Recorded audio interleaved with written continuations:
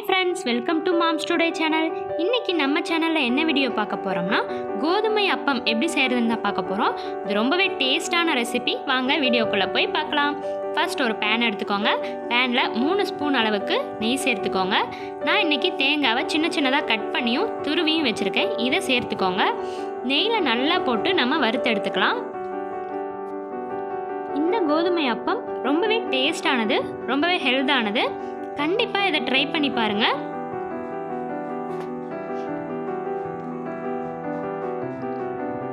தேங்காவை நல்ல நெய்யில நம்ம வறுத்து எடுத்து வச்சுக்கலாம். இப்போ ஒரு பேன் எடுத்துக்கோங்க. அதுல கொஞ்சம் தண்ணி சேர்த்துக்கோங்க. தண்ணி நல்லா சூடாகி வரணும்.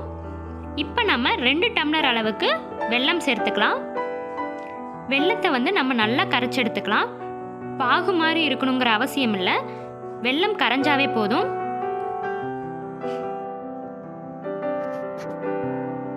பாருங்க, இந்த மாதிரி நல்லா கரைஞ்சி வரணும் வெல்லம். இப்போ நல்லா கரைஞ்சிருச்சு. இதை தனியாக எடுத்து வச்சிடலாம். இப்போ ஒரு பாத்திரம் எடுத்துக்கோங்க. அதில் 1 கப் அளவுக்கு கோதுமை மாவு சேர்த்துக்கலாம். 1/4 கப் அளவுக்கு கார்ன்ஃப்ளவர் சேர்த்துக்கலாம். 1/2 ஸ்பூன் அளவுக்கு ஏலக்காய் தூள் சேர்த்துக்கலாம். ரொம்பவே வாசமாக இருக்கும்.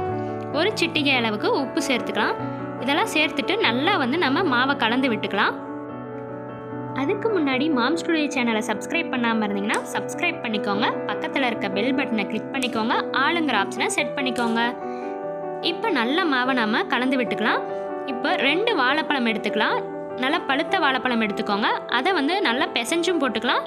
இல்லைன்னா மிக்சியில் ஒரு அடி அடிச்சும் நம்ம சேர்த்துக்கலாம். சேர்த்துட்டு நல்லா நம்ம கலந்து விட்டுக்கலாம். இப்போ நம்ம கரைச்சி வடிகட்டி வச்சிருக்க வெல்ல தண்ணியை நம்ம சேர்த்துக்கலாம்.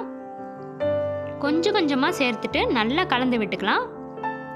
இட்லி மாவு பதத்துக்கு நல்லா நம்ம கலந்து வச்சுக்கலாம்.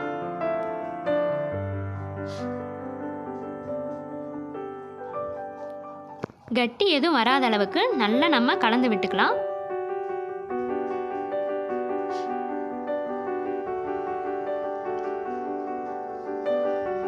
பாருங்க, இந்த மாதிரி நல்லா நம்ம கலந்து வச்சுக்கலாம்.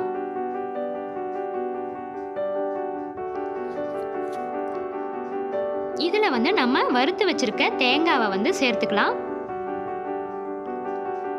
தேங்காய் சேர்க்கறதுனால நமக்கு அங்கங்க தேங்காவோட ஃப்ளேவர் கிடைக்கும். தேங்காய் துருவல் சேர்த்துட்டு நல்லா நம்ம கலந்து விட்டுக்கலாம். இந்த கோதுமை அப்பம் குட்டீஸ்க்கெல்லாம் ரொம்பவே பிடிக்கும். கண்டிப்பாக அதை ட்ரை பண்ணி பாருங்க ஃப்ரெண்ட்ஸ். இந்த மாதிரி நம்ம நல்லா கலந்து வச்சுக்கலாம். கலந்து வச்ச மாவு 2 மணி நேரம் நம்ம அப்படியே மூடி வச்சிடலாம்.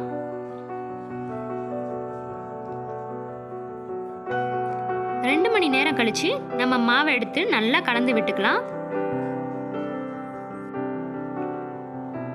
இப்போ நம்ம பணியாரக்கல் எடுத்துக்கலாம். பணியாரக்கல் நல்லா சூடான வாட்டி நெய் சேர்த்துக்கலாம். நெய் நல்லா தாராளமாகவே சேர்த்துக்கலாம்.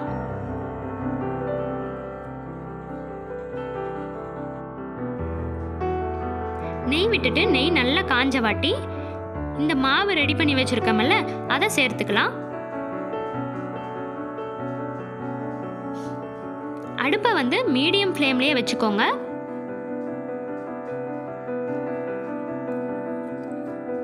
இந்த கோதுமை அப்பம் நல்ல நெய்லியே வேகணும். அந்த அளவுக்கு நம்ம நெய் சேர்த்துக்கலாம். பாருங்க, நல்லா ஒரு சைடு வெந்துருச்சு. இன்னொரு சைடுக்கு நம்ம திருப்பி போட்டுக்கலாம்.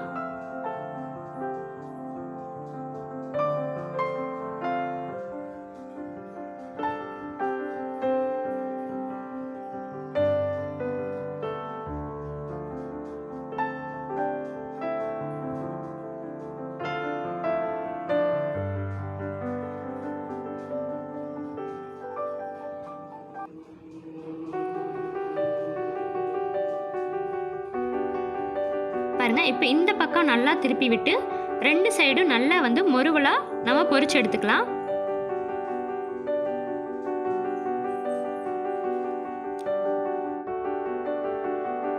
பாருங்க, சூப்பரான டேஸ்டான கோதுமை அப்பம் ரெடி ஆயிடுச்சு.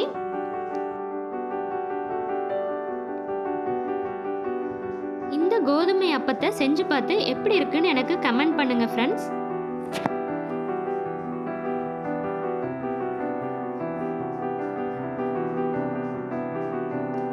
இந்த மாதிரியே நம்ம ரெடி பண்ணி வச்சிருக்க எல்லா மாவையும் போட்டு எடுத்துக்கலாம்.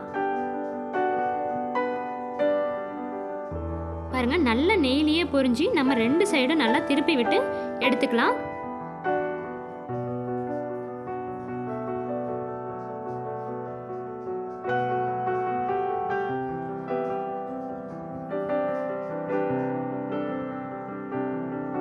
அனைவருக்கும் விநாயகர் சதுர்த்தி நல்வாழ்த்துக்கள் ஃப்ரெண்ட்ஸ். சூப்பரான கோதுமை அப்பம் ரெடி ஆயிடுச்சு. இந்த வீடியோ உங்களுக்கு பிடிச்சிருந்ததுன்னா லைக் பண்ணுங்க, ஷேர் பண்ணுங்க, கமெண்ட் பண்ணுங்க அண்ட் சப்ஸ்கிரைப் பண்ண மறந்துடாதீங்க. வேற ஒரு சூப்பரான வீடியோல மீட் பண்ணலாம். Bye friends.